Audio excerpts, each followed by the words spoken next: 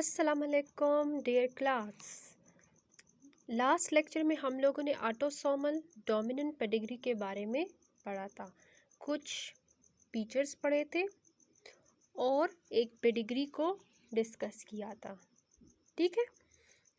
अच्छा, आज हम लोग क्या करेंगे? आज हम इसी ऑटोसोमल डोमिनेंट पेडिग्री के जो पेडिग्री है, ये एग्ज़ाम्पल है जो हमने लास्ट लेक्चर में भी स्टडी किया था, तो इसकी हम कुछ प्रोबेबिलिटीज़ देखेंगे। ठीक है। प्रोबेबिलिटीज़ देखेंगे, उसका तरीका मैं आप लोगों को समझाऊंगी कि अगर पेपर में प्रोबेबिलिटीज़ से रिलेटेड अगर कोई क्वेश्चन आता है तो आप लोगों को फिर वो आसान हो। ठीक है। अच्छा जी। अच्छा, सबसे पहले आप लोगों ने क्या करना है? आपने सबसे पहले जीनोटाइप्स फाइंड आउट करने हैं। ठीक है। जीनोटाइप्स का मतलब ये है कि यहाँ पर ये आपके पास क्या है? पेरेंट्स। एबिलिटीज़ फाइंड आउट करने में जो सबसे पहला काम है आप लोगों का, तो वो है जीनोटाइप्स। ठीक है। जीनोटाइप्स जिस तरह हम लोग कहते हैं कि कैपिटल ए स्मॉल ए, इस तरह से हम लोग बोलते हैं ना, तो इसको बोलते हैं जीनोटाइप्स। ठीक है। तो हमारा जो सबसे पहला काम होगा वो होगा जीनोटाइप। अब ये एक पेडिग्री है, मैं आपको थोड़ा बहुत समझाती हूँ। ये ऑटोसोमल डोमिनेंट पेडिग्री है। ठीक है। डोमिनेंट का मतलब ये है कि इसमें जो अफेक्टेड इंडिविजुअल होगा तो वो हमारे पास डोमिनेंट हालत में होगा। ठीक है। और ये वाइट आपको अनअफेक्टेड जो लोग हैं उनकी निशानदही करवा रहे हैं। आप लोगों ने सबसे पहले क्या करना है? सबसे पहले आप लोगों ने ये फाइंड आउट करना है कि इनमें हमने कौन से का किस तरह से जीनोटाइप लेना है। ठीक है। अच्छा, देखें, आप याद रखिए, आप लोग इससे स्क्रीनशॉट भी ले सकते हैं। ठीक है।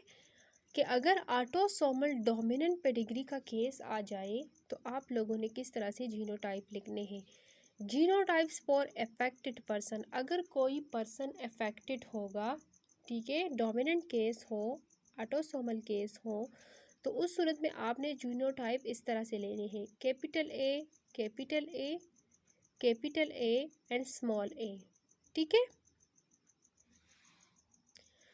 और अगर कोई पर्सन अनअफेक्टेड पर्सन हो तो उसके जीनोटाइप आपने स्मॉल ए लेने हैं।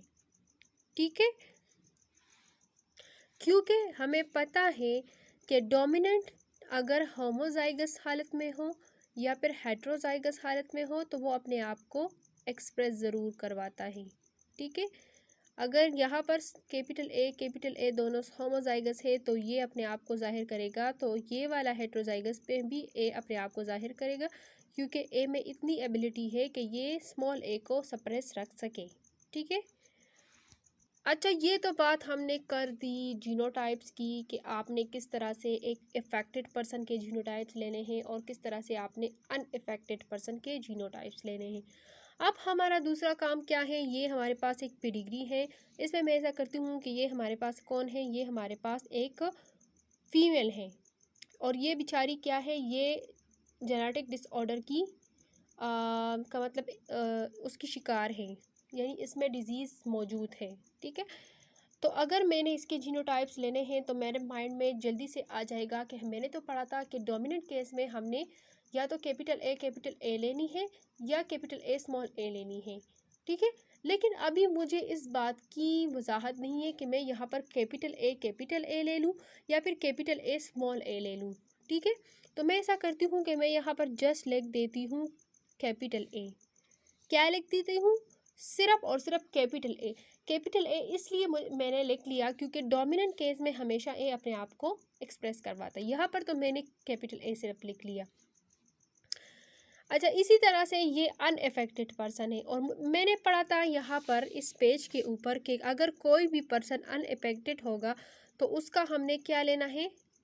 स्मॉल ए। तो यहाँ पर तो मुझे आसानी हो गई, मैं यहाँ पर भी स्मॉल ए ले लेती हूँ, यहाँ पर भी स्मॉल ए ले लेती हूँ, यहाँ पर भी स्मॉल ए ले लेती हूँ।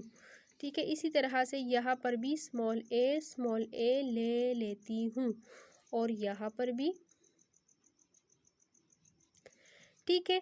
अच्छा जी, अब मेरा केस थोड़ा सा इजी हो गया। ये तो, और यहाँ पर भी सॉरी ये मुझसे थोड़ा सा कलर हो गया है, लेकिन ये एक्चुअली मेरे पास अनइफेक्टेड इंडिविजुअल है। तो यहाँ पर मैं भी स्मॉल ए, यहाँ पर भी स्मॉल ए, यहाँ पर भी, ठीक है।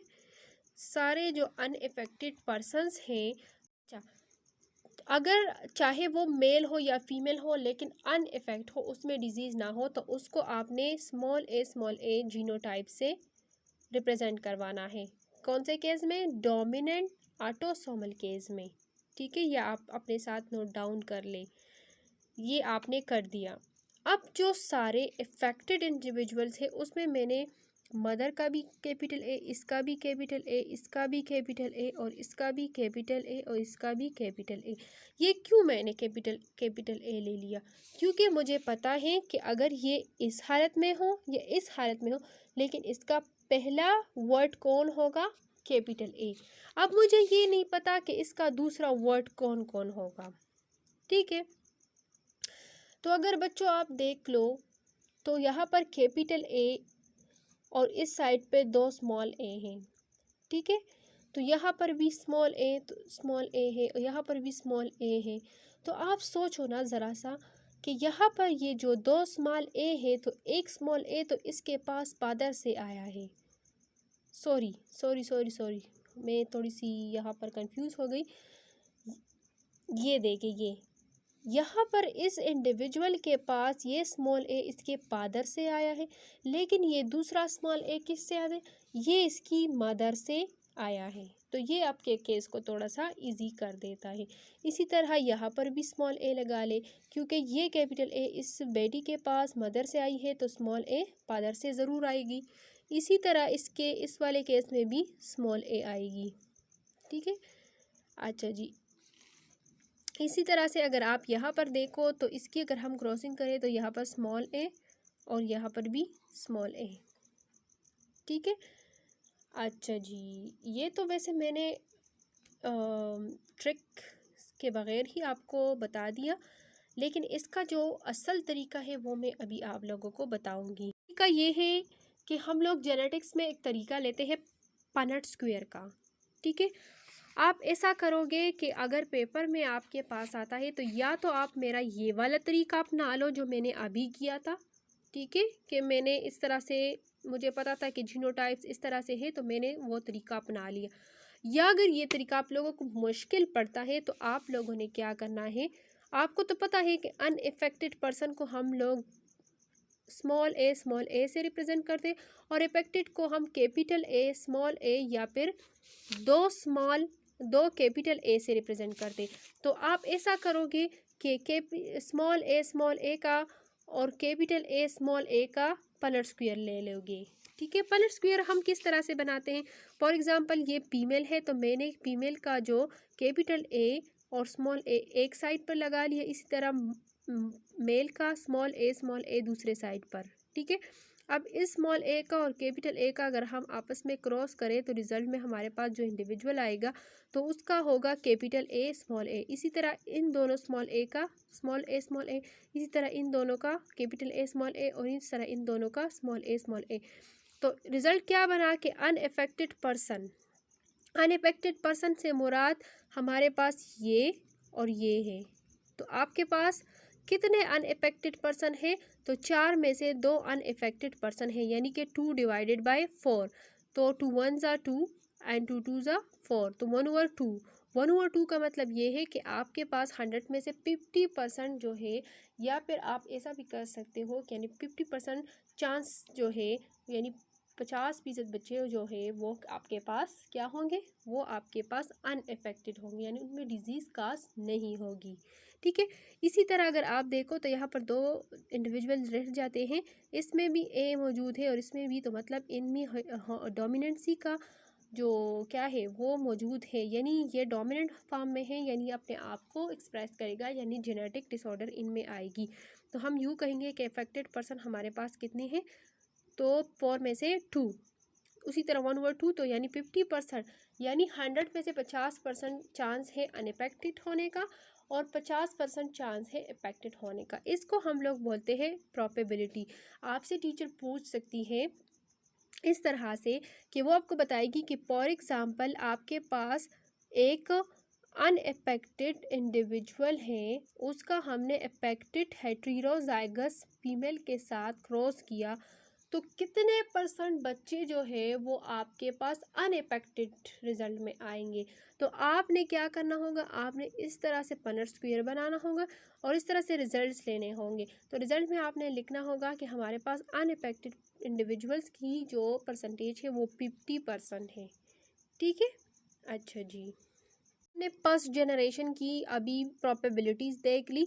अब हम देखेंगे सेकंड जनरेशन की, यानी जो इन दोनों की एक बेटी थी जो कि अनअफेक्टेड थी, तो उसकी शादी एक अनअफेक्टेड पर्सन से हुई।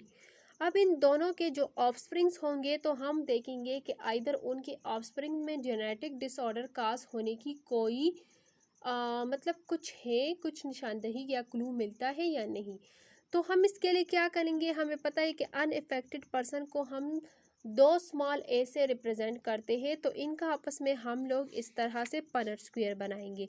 तो मैंने जब पनट स्क्वायर बनाया इन दोनों का, यानी ये इनका मेल है और ये इनकी फीमेल, तो इनके सभी बच्चे जो है वो मुझे अनइफेक्टेड नज़र आए। तो इसका मतलब है कि 100% बच्चे जो है वो हमारे पास क्या होंगे, अनइफेक्टेड। यानी इनके बच्चों में कोई चांस नहीं है कि उनमें जेनेटिक डिसऑर्डर देखने को मिले।